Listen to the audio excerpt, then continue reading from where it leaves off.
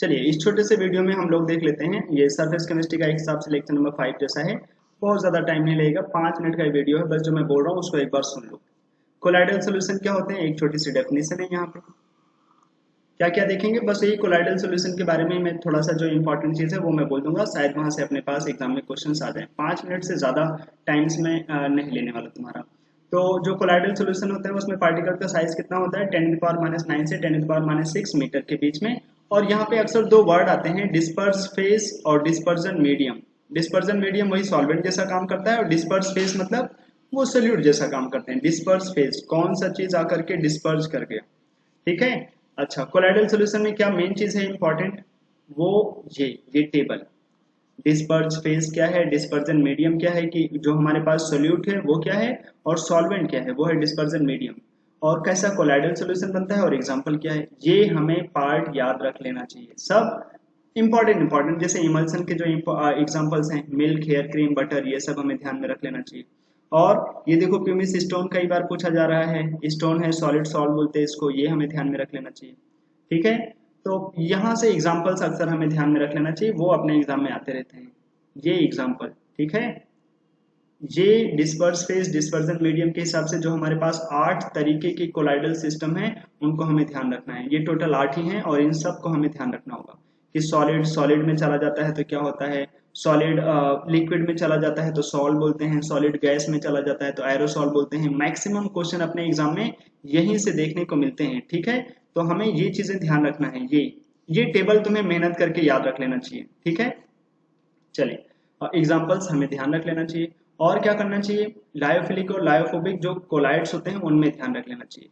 उन ध्यान रख लेना चाहिए मतलब एक बार उसको रीडिंग कर लोगे तो तुम्हें समझ में आ जाएगा कि एनसीईआरटी में जो लिखा है उससे आगे हमें कहीं और जाना नहीं है। तो एनसीईआरटी की लाइनें एक बार देख लेना, लायोफिलिक और लायोफोबिक। लायोफिलिक मतलब जो डिस्पर्स फेस और डिस्पर्जन मीडियम को जब हम मिलाएंगे ना तो एक दूसरे को वो मतलब अट्रैक्ट करें। वो फिलिक मतलब क्या होता है, फाइल मतलब अट्रैक्ट करना। तो लायोफिलिक कोलाइड का मतलब होता है जो डिस्पर्स फेस हैं और जो डिस्पर्जन मीडियम है, जब वो दोनों मिलेंगे तो एक दूसरे को अट्रैक्ट करने लगे, उन दोनों में प्यार हो जाए एक हिसाब से, ठीक है। तो वो लायोफिलिक कोलाइड्स हो जाते हैं। लेकिन अगर डिस्पर्स फेस और डिस्पर्जन मीडियम एक दूसरे को हेट करें तो वो हो जाता है लायोफोबिक कोलाइड। लायोफोबिक कोलाइड्स अक्सर हम लोग बनाते हैं, और लायोफिलिक जो होता है वो अक्सर भगवान बना के देते हैं, ठीक है। जो लायोफिलिक होता है वो रिवर्सिबल सॉल्ट जैसे कहलाते हैं, लेकिन जो लायोफोबिक होते हैं वो इरिवर्सिबल। सॉल्ट मतलब कोलाइडल सोल्यूशन होता है, ये ध्यान रखना, सॉल्ट का मतलब होता है कोलाइडल सोल्यूशन। जैसे जो ट्रू सोल्यूशन होते हैं उनको सोल्यूशन सोल्यूशन करके बोल देते हैं, लेकिन सॉल्ट का मतलब होता है कोलाइडल सोल्यूशन। तो हमें क्या ध्यान रखना है, बस यही, लायोफिलिक में क्या होता है, डिस्पर्स फेस और डिस्पर्जन मीडियम एक दूसरे को अट्रैक्ट करते हैं, और ये रिवर्सिबल होते हैं और ये नेचुरल होते हैं। अक्सर जो भी इनके एग्जाम्पल्स मिलते हैं ना, जैसे गम, जिलेटिन, स्टार्च, नेचुरल रबर, ये सब कैसे हैं, ये हमारे पास लायोफिलिक कोलाइड के एग्जाम्पल हैं। लेकिन जो लायोफोबिक होते हैं उनको हम लोग बनाते हैं जबरदस्ती, जैसे गोल्ड, सॉल, ये सब हो गया, इन लोगों को हमें हमें बनाना पड़ता है, किसी स्टैंडर्ड प्रोसीजर का यूज करके ये लोग बनते हैं।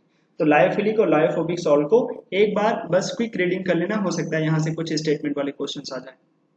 अब ये मिसेल फॉर्मेशन के ऊपर एसोसिएटेड कोलाइड क्या चीज है, ठीक है। यहाँ पे बात यह होता है कि हमारे पास जब हम सोप के लिए अगर जैसे देखें तो सोप का बहुत बड़ा सा फॉर्मूला होता है जिसमें बहुत सारे कार्बन लगे होते हैं, और बाहर में जा करके उसके पास एक पोलर हेड होता है, पोलर हेड, और जो पूरा का पूरा जो टेल होता है वो नॉन पोलर।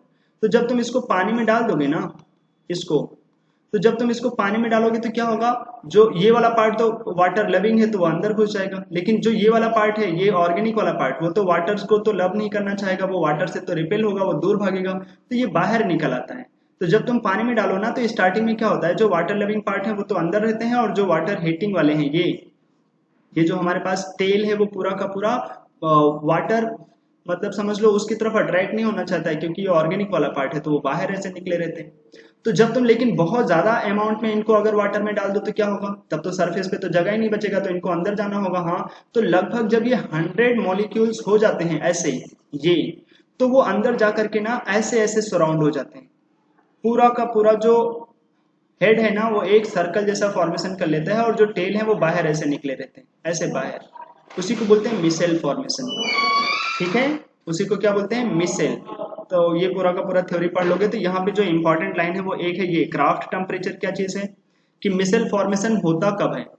एक तो जैसे ये नंबर मैंने बताया 100 ऐसे मॉलिक्यूल्स होने चाहिए, और यहाँ पे कुछ लिखा हुआ है the formation of micelle takes place, the formation of micelle takes place only above a particular temperature called Krafft temperature.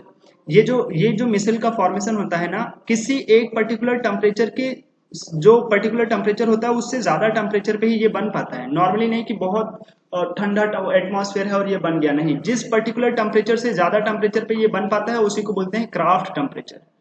ध्यान रहेगा, क्राफ्ट टेम्परेचर क्या है, a temperature above which micelle formation can takes place is known as Krafft temperature. और CMC ये क्या है, critical micelle concentration, कि हम इसका कंसंट्रेशन कितना रखें। जो ये मैंने बोला 100 मॉलिक्यूल्स कम से कम होने चाहिए तब जा करके वो बन पाता है ना, 1 लीटर, या यहाँ पे कुछ लिखा भी हुआ है कंसंट्रेशन क्या होना चाहिए इस वाले कंपाउंड का उस पूरे के पूरे सोल्यूशन में कितना कंसंट्रेशन हो, कि अगर 1 लीटर हमने पानी ले लिया है तो ऐसे हमारे पास कितने मॉलिक्यूल्स हो तो जा करके वो बना देंगे।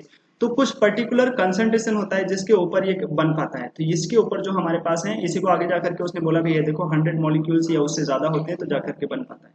सीएमसी क्रिटिकल मिसेल कंसंट्रेशन, एक बार इसको देख लेना, और ज्यादा इसकी मैकेनिज्म की जरूरत नहीं है। देखो ये स्टार्टिंग में तुमने डाला तो जो जो वाटर लविंग पार्ट है वो तो अंदर की तरफ अट्रैक्ट होता गया, और जो वाटर रिपेलिंग पार्ट है वो बाहर ऐसे निकलता चला जा रहा था। और जब तुमने ज्यादा डाल दिया होगा तो वो अल्टीमेटली, जो अल्टीमेटली होते हैं वो कैसा फॉर्म बना लेते हैं, वहां पे मैंने थोड़ा सा उल्टा बोल दिया, जो वाटर हीटिंग है ना वो अंदर चले आते हैं, और जो वाटर लविंग है वो बाहर रहते हैं। ये समझना, जो वाटर लविंग है वो बाहर रहते हैं वाटर की तरफ, और जो वाटर हीटिंग होते हैं, जो वाटर की तरफ अट्रैक्ट नहीं होना चाहते, वो अंदर आकर के छिप जाते हैं। एक हिसाब से एक सर्कल बना लिए, जो वाटर लविंग है वो बाहर निकले रहते हैं, और जो वाटर को हीट करते हैं वो अंदर आ जाकर के छिप जाते हैं।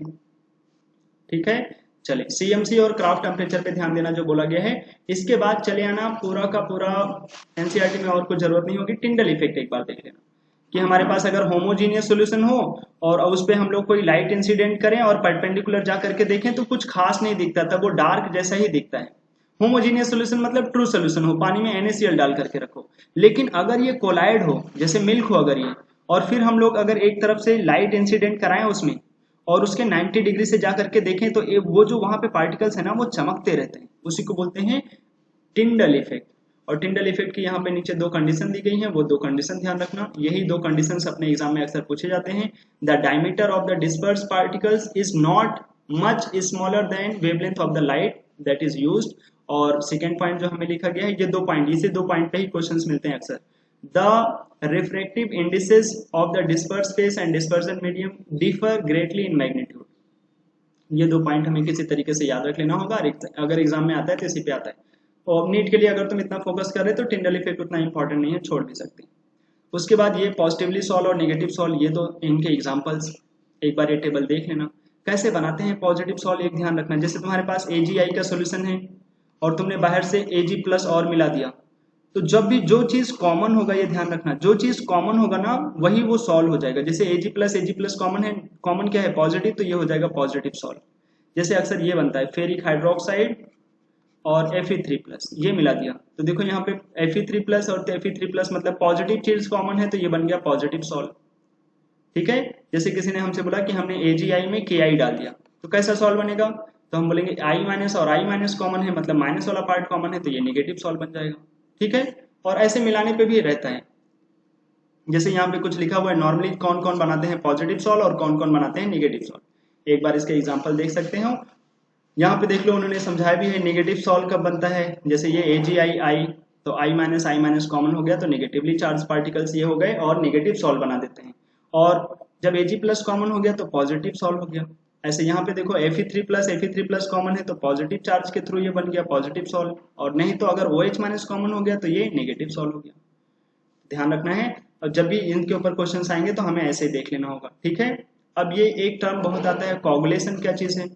The process of settling of colloidal particles is called coagulation और प्रेसिपिटेशन। मतलब जो हमारे पास पहले तो जैसे मिल्क है, अब मिल्क में जो भी पार्टिकल्स हैं वो प्रेसिपिटेट कर जाए, कोगुलेशन हो जाए या प्रेसिपिटेशन हो जाए, तो वो चीज हमें कोगुलेशन बोल देते हैं, कि जो हमारे पास कोलाइडल सोल्यूशन है उसके पार्टिकल्स सेटल डाउन कर जाए। उसके लिए अक्सर एक वर्ड हमसे पूछना चाहता है, coagulation of positive solve. Positive solve कराने के लिए फ्लोकुलेटिंग पावर, ये हार्डी-सोल्जे रूल्स के थ्रू हमें मिलता है, लेकिन अभी के लिए बस तुम इतना ध्यान रखो फ्लोकुलेटिंग पावर कैसे देखते हैं पॉजिटिव सॉल्व के लिए। तो तो अगर पॉजिटिव सॉल्व होगा तो जितना ज्यादा नेगेटिव चार्ज की डेंसिटी होगी उतना ही आराम से वो पॉजिटिव सॉल्व को नीचे जाकर के प्रेसिपिटेट करा देगा, ठीक है। और अगर हमारे पास नेगेटिव सॉल्व है तो जितना ज्यादा पॉजिटिव चार्ज डेंसिटी होगा उतने ही आराम से वो फ्लोकुलेट करा देगा, ठीक है। तो बस ये दो चार चीजें ध्यान रखना। बोला था 5 मिनट, हो गया 10 मिनट वीडियो का, बस इतना ही देख लोगे तुम्हारे सरफेस केमिस्ट्री से कुछ बचेगा नहीं, ठीक है। और गोल्ड नंबर और इन सब की कोई जरूरत नहीं पड़ेगी। चलें ठीक है, इतना ही रखते हैं। ये छोटा सा वीडियो देख लो और एग्जाम के लिए अच्छे से प्रिपेयर जो भी किया है वो पूरा का पूरा क्वेश्चन कल अटेम्प्ट करना। और एक चीज ध्यान रखना कि सारे क्वेश्चन देखना, और अगर कभी किसी क्वेश्चन में जय माता दी कर रहे हैं तो एक चीज ध्यान रखना कि हम लोग इस पे ध्यान रखें, most common option, most common option जो चारों ऑप्शन में बहुत बार घूम रहा हो ना, अक्सर वही आंसर मिलता है। मोस्ट कॉमन, चारों ऑप्शन में से कॉमन लेना सीखो। इंटरसेक्शन सीखा है ना मैथ्स में, वो सीखना। चारों ऑप्शन में से जो बहुत ज्यादा कॉमन हो रहा होगा अक्सर वो आंसर की तरफ जाता है। तो most common option will be the final answer, ये चीज ध्यान रखना। अक्सर इस पे लग जाता है, लेकिन तुक्का लगाने नहीं है। 3 घंटे बैठ के तुम यही कर रहे, क्वेश्चंस आते हैं उसको अटेम्प्ट करना होगा, अच्छे से एग्जाम देना होगा। एग्जाम दे करके आए तो एक बार बताना भी कैसा हुआ पेपर, कहाँ प्रॉब्लम हुआ। पेपर अगर ला सकते हैं मेरे पास तो ले करके भी आना, ठीक है। चलें आज के लिए इतना ही रखते हैं, बाय।